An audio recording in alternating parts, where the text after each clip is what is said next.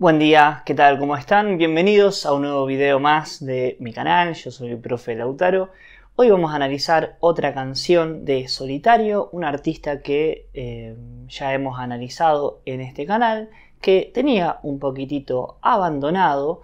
Ahora vamos a analizar porque uno de los nuevos miembros del canal, que imposible reproducir su nombre de usuario, me pide si puedo analizar esta canción, un hombre dialogando con su ego, y vamos a leer el motivo por el cual pide que analice esta canción. Vamos a ver qué nos comenta esta persona.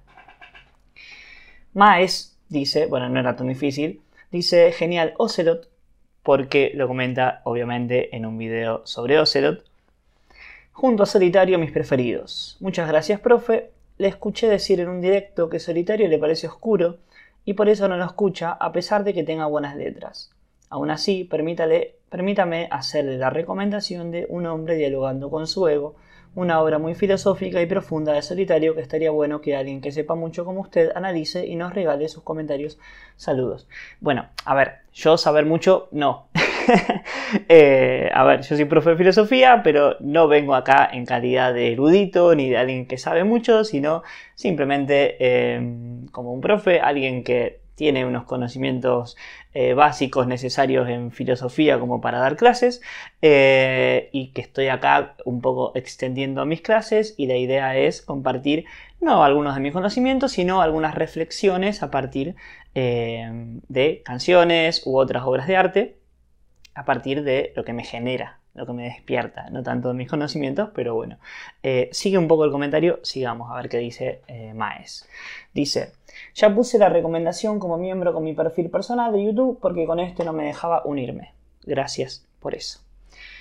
En el caso de que llegases a hacerla, hay una parte de la obra que dice, la excitación del ahorcado es válida pero se exige. Y es una referencia a una obra no anterior a su cura, en la cual él hipotetizaba no existen filósofos felices, solo los filósofos autoengañados. Interesante declaración. En esta, un hombre dialogando con su ego se reivindica. Dice que ya no piensa así y bueno, la obra habla por sí misma de por qué no lo piensa más. Me parece importante puntualizar ese guiño a una obra anterior. Saludos. Bueno, este es el mensaje que nos deja Maes. Espero que esté diciendo bien su nombre de perfil. Y la idea es no reaccionar porque no me estoy sintiendo muy cómodo con las reacciones. Ya dejé una publicación ahí en YouTube explicando más o menos los motivos de por qué quiero cambiar un poco el formato, dejar de hacer reacciones. Pero bueno, vamos a ver si podemos hacer otro tipo de videos. No sé si este es el formato que más me gusta, pero vamos a ver qué es lo que podemos hacer, qué es lo que podemos decir. Tengo acá la letra, hace un rato estuve escuchando un par de veces la canción, me estuve haciendo un par de anotaciones y vamos a ir repasando algunas de las partes de la canción y les voy a ir comentando algunas de las cosas que pienso al respecto. Es una canción muy extensa, por lo tanto no voy a hablar de absolutamente todos los versos, pero sí tengo cositas para decir acerca de la mayoría. Así que bueno, 5 minutos de vídeo más o menos. Empecemos con la canción. La canción se llama Un hombre dialogando con su ego. Una persona hablando consigo misma. Una persona hablando con su propio yo. Un diálogo interno. Un diálogo con su propia personalidad, con su mundo interno, también podríamos decir. Y empieza diciendo, la primera estrofa es muy interesante, dice, me abruma el conocimiento y su insondable inmensidad, como esta sensación de que hay tanto por conocer, hay tanto por saber, hay tanto conocimiento en el mundo, es tan inmenso todo lo que se puede llegar a saber, todo lo que se puede llegar a conocer, que lo que genera es esa sensación de abrumación. No sé si está bien utilizada la palabra, pero bueno, genera esa sensación de abrumamiento. Creo que cada vez peor, pero bueno, lo abruma, ¿no? Y después dice, cuanto más sé, más consciente me vuelvo de mi propia ignorancia. Y acá tenemos no una referencia, sino una actitud socrática en el sentido de poder reconocer la propia ignorancia. Y más adelante, casi al final de la canción, Solitario va a hablar de la sabiduría. Va a hablar de la sabiduría, la relación entre la sabiduría y la felicidad. Dice, ¿cómo un sabio va a ser sabio si no sabe ser feliz? Y acá podríamos decir, más o menos transformando o cambiando un poquito esa pregunta, ¿cómo un sabio va a ser sabio si no sabe que no sabe? ¿Se entiende esa vuelta de tuerca que le dimos? Sería más o menos eso lo que está diciendo acá Solitario. Cuanto más sé, más consciente me vuelvo de mi ignorancia. Más cosas voy aprendiendo, más cosas voy sabiendo y me doy cuenta de la infinitud, o mejor dicho, de la inmensidad de cosas que me voy perdiendo. Porque a medida que extiendo mi campo de conocimiento, es como que el horizonte se va extendiendo también cada vez más. Y después dice, creo que no hay mayor engaño que perseguir la verdad. Me parece muy interesante esto porque inmediatamente después dice, ni mayor necedad que no concederle a esta, o sea, a la verdad, importancia. Y si no estoy entendiendo mal, entiendo, valga la redundancia, que está estableciendo una paradoja interesante. Porque no hay mayor engaño que perseguir la verdad. Como si perseguir la verdad fuera un engaño, porque la verdad sería algo que, por su propia naturaleza, por la imposibilidad de acceder a un conocimiento totalitario, sería imposible de acceder o de conocer justamente esa verdad. Pero también dice, no hay mayor engaño ni mayor necedad. Sería necio alguien que no le concede importancia a la verdad. Es decir, a la verdad no hay mayor engaño que perseguir la verdad. El que persigue la verdad se engaña. Y a la vez es necio aquel que no le concede importancia. Me parece muy interesante esa paradoja que establece Solitario ahí. Después dice, aunque habitualmente habite una sentencia testaruda, antes que morir sabiendo que me entierren con la duda. Me encanta ese verso. Tal vez un día mi ego expire y clame al silencio ayuda. A mí me encanta, me fascina, me apasiona la relación entre la palabra y el silencio. Es más, denme un minutito. No lo tenía pensado, pero bueno, lo tenía acá a mano. Les voy a mostrar dos cositas. En primer lugar, este es un libro de Roberto Juarros que se llama Poesía y Creación. Roberto Juarros es de mis poetas favoritos, de mis poetas preferidos, y habla en varias partes, en varios momentos, de la relación entre la palabra y el silencio. Quizás tengo un video en mi otro canal, en Filosofía en Red, sobre Roberto Juarros. Si quieren puedo armar algún videito para este canal. Pero bueno, a ver si puedo encontrar algo sobre la palabra y el silencio. Bueno, no encuentro sobre la palabra y el silencio, pero encuentro, por ejemplo, dice Juarros que la poesía es el mayor intento en el plano de la captación de la realidad de tratar de superar ese andamiaje ficticio y arreglado, ese armazón que llamamos sistema. Entonces, la poesía es el mayor intento de captar la realidad. Me parece muy interesante. Pero bueno, amo a Roberto Juarros, me parece un poeta y un pensador interesantísimo. A ver. Sobre la palabra acá dice, entiendo que la poesía es el intento de expresar lo que casi es imposible expresar. Desde el punto de partida es entonces un misterio y una paradoja. Creo, por otro lado, que la realidad está hecha de misterio y paradoja. Repito, la realidad está hecha de misterio y paradoja, y que la poesía es un hecho de lenguaje, una creación con las palabras. La palabra parece ser el elemento más inmediato, más propio del hombre, más rico, como medio para transmitirse, comunicarse, traducir lo real.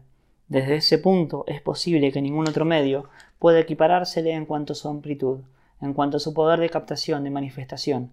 La palabra es el hombre. Si esto es así, la poesía sería el modo más amplio, el modo más comprensible y creo que abarcador de lo real.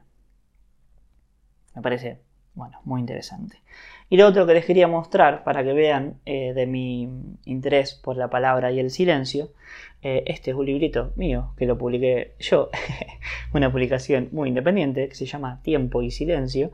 Es un libro de poemas, poemas obviamente míos, y fíjense cómo se llama la primera parte, la palabra y el silencio.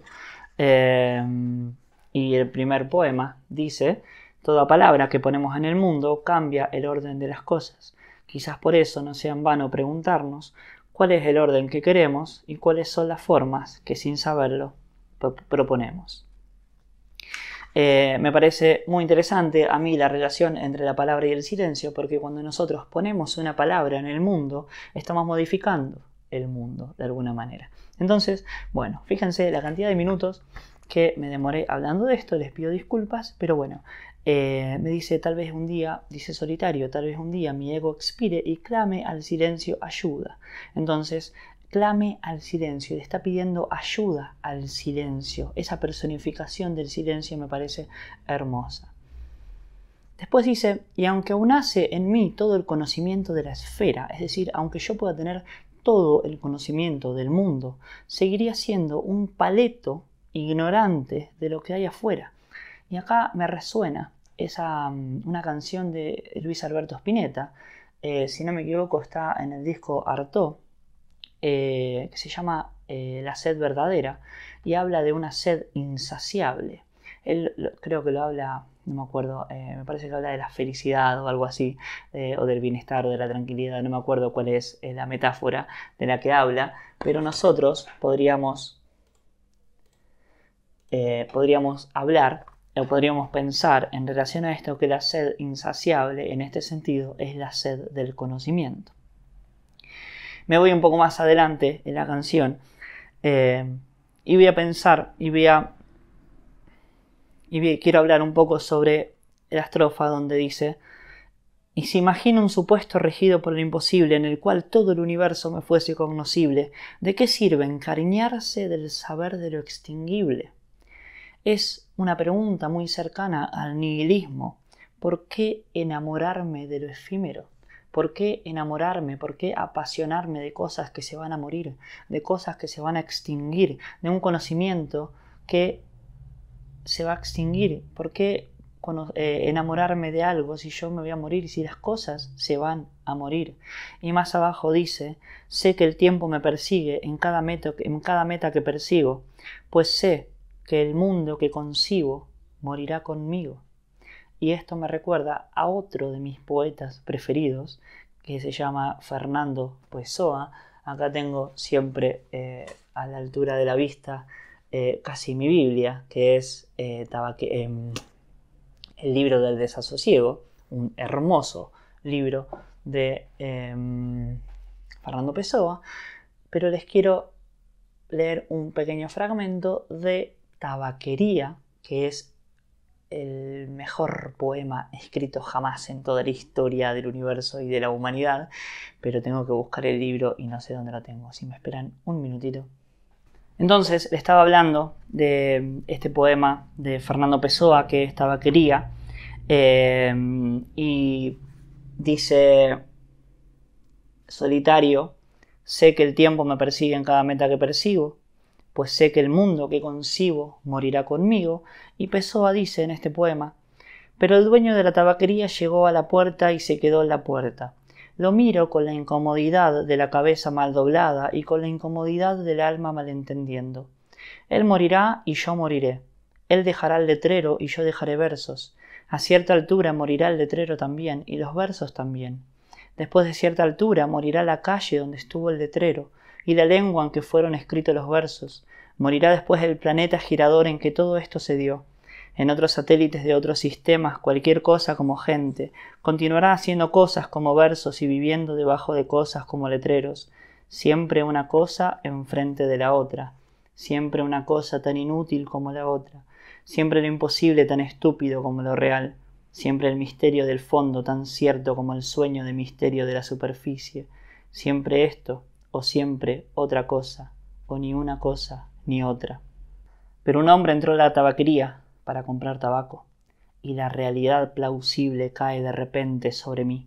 Me yergo a medias enérgico, convencido, humano, y voy a intentar escribir estos versos en que digo lo contrario.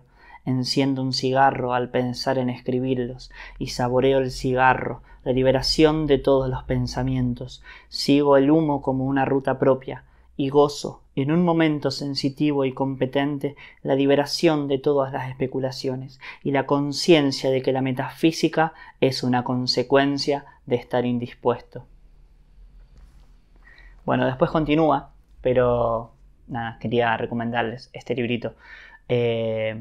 Me gusta mucho esta edición, es una antología poética traducida por Rodolfo Alonso. Me parece muy buen libro para empezar a leer a Fernando Pessoa. Sigamos entonces con Solitario, pero quería establecer esa relación entre esa conciencia de que el mundo se va a acabar y esa pregunta de por qué enamorarme de lo efímero. Es una pregunta que comparte tanto Solitario como Fernando Pessoa en este texto que es Tabacría, insisto, uno de los mejores poemas jamás escritos en la historia de la poesía y de la literatura. Más abajo dice: y así como perecerán conmigo mis recuerdos, Solitario, soy consciente de la efemeridad que me mece. Cuando la muerte de los demás se ponga de acuerdo, no quedará vestigio alguno de lo que acontece. También de vuelta esto lo relacionamos con Tabacría, esto que les acabo de leer. Y después dice: y sabiendo que el tiempo que nos queda es la moneda con la que el vivo alquila cada segundo de vida, sin tener conciencia de su patrimonio tan siquiera, confiando en un contrato que no sabe cuándo expira, gasto en aprender mi riqueza desconocida, sabiendo que el saber es una sed que no termina. Fíjense que les decía yo antes, ¿no? Esto de la sed insaciable, que es la sed del conocimiento. Una meta que siempre se aleja en mayor medida para aquel que corre rápido que para el que camina. Entonces, en esta estrofa está diciendo que el tiempo es una moneda. Me parece interesantísima esa metáfora. Entonces, si el tiempo es una moneda, ahí aparece o debería aparecer la pregunta de, bueno, si el tiempo es una moneda, ¿cómo gastarlo? ¿Cuál es la mejor manera de gastar la moneda más valiosa que tenemos, que es la moneda del tiempo? La moneda vital, la moneda que nos hace ser. Como dice Jorge Luis Borges, somos el tiempo. Somos la famosa metáfora de Heráclito del Oscuro, somos la famosa parábola de Heráclito del Oscuro. También dice Borges, el tiempo es la sustancia de la que estoy hecho. El tiempo es un río que me arrebata, pero yo soy el río. El tiempo es un tigre que me destroza, pero yo soy el tigre. El tiempo es un fuego que me consume, pero yo soy el fuego. Maravilloso, eso está en Nueva Refutación del Tiempo, un ensayo de Borges maravillosísimo. Y después dice que más allá de que el tiempo es una moneda efímera, es algo que se me termina en algún momento, él dice: y sin embargo agradezco esta ambiciosa muerte lenta. Por mis escuchas de Solitario, y sin haber escuchado esta canción previamente, no hubiera esperado quizás esta gratitud ante la vida, a esta gratitud de estar vivo, porque él dice: agradezco esta ambiciosa muerte lenta. Y dice: las veces que me doy cuenta de cuantísimo me renta, pese a ser oriundo de este mundo en el que se aparenta, cultivar lo interno, donde lo superficial alienta. Entonces, más allá de todo, más allá de que el tiempo es una moneda que me va desgastando lentamente, que voy perdiendo lentamente, él dice que agradece esta ambiciosa muerte lenta porque puede cultivar lo interno. Y después dice: cuando las horas de estudio se traducen en ventaja, y acá creo yo va entrando en uno de los puntos clave de la canción, tengo claro de quién es mi mente y para quién trabaja. Mi inteligencia nunca va a entrar dentro de una caja. Quienes quieran limitar la suya visitan su mortaja. Está hablando, creo yo, de cuáles son los beneficios de cultivar el estudio y la interioridad. Y esos beneficios, entre otros, son, por ejemplo, como dice más adelante, evitar los sufrimientos que el desconocimiento le haría aparecer. Porque él dice: Cuando atisbo una trampa previamente conocida, merced de una sapiencia construida. Y ahora viene lo importante. Evito sufrimientos que el desconocimiento me haría aparecer. Y este proceder es dicha, pues se opone al displacer. Es decir, que gracias al conocimiento, gracias a las horas de estudio, gracias a las horas gastadas o dedicadas en el desarrollo, en el cultivo de la mente, en el cultivo interior, podríamos decir, uno procede evolucionando, podríamos decir, hacia una vida dichosa, hacia una vida opuesta al displacer, utilizando sus palabras. Esos son los beneficios de cultivar el estudio y la interioridad. Más abajo dice, si yo pudiera volver a nacer, creo que nada más haría, pues todo me tendería a deshacer, ya que soy quien soy por lo que he sido. Me parece interesante porque está hablando acá de una característica de su identidad y de cómo se va construyendo su identidad y de que, por más de que él hubiera podido cambiar cosas, dice, creo que nada más, creo que no hubiera podido hacer otra cosa porque yo soy el que soy ahora gracias a todas las cosas que me sucedieron en mi tiempo o en mi vida pasada. Más abajo dice, si yo pudiera ir al pasado y ver mi yo menos viejo, sé que poco me valdría la visita y el consejo, porque hay cosas que sé que en su momento no entendería, y paisajes que se ven a cierto tramo de la vía. Es decir, hay cosas que uno va aprendiendo en determinado momento de la vida. Para aprender o para adquirir determinados conocimientos o para determinados aprendizajes en la vida, tenemos que estar en determinado momento también de la vida.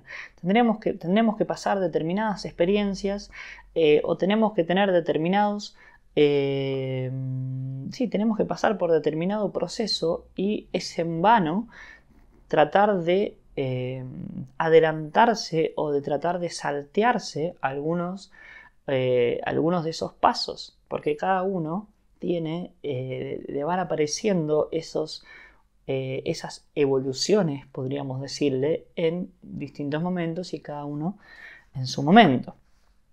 Me salté una estrofa y después dice, y no es probabilidad, sino por evolucionismo. Por eso, sabiendo que venía esta palabra, yo usé antes esto de la evolución. Y dice, porque como progresando iba a pensar siempre lo mismo. Y yo acá lo que leo, en relación al pensamiento de Solitario, es que cambiar de pensamientos es parte del proceso cambiar de pensamientos es parte del proceso del crecimiento mental, porque si uno se estanca toda su vida o muchos años en un mismo pensamiento, no progresa. Es decir, es necesario no sé si cambiar necesariamente, pero sí, digamos, hacer un proceso mental de tener pensamientos dinámicos, es decir, no estancarse, sino ir como reconfigurando sus propios pensamientos. Más adelante dice, si no fuera por este inusitado proceder, jamás me habría curado. Y más adelante, gracias al conocimiento me mantengo vivo. Entonces, para Solitario, el saber es salud.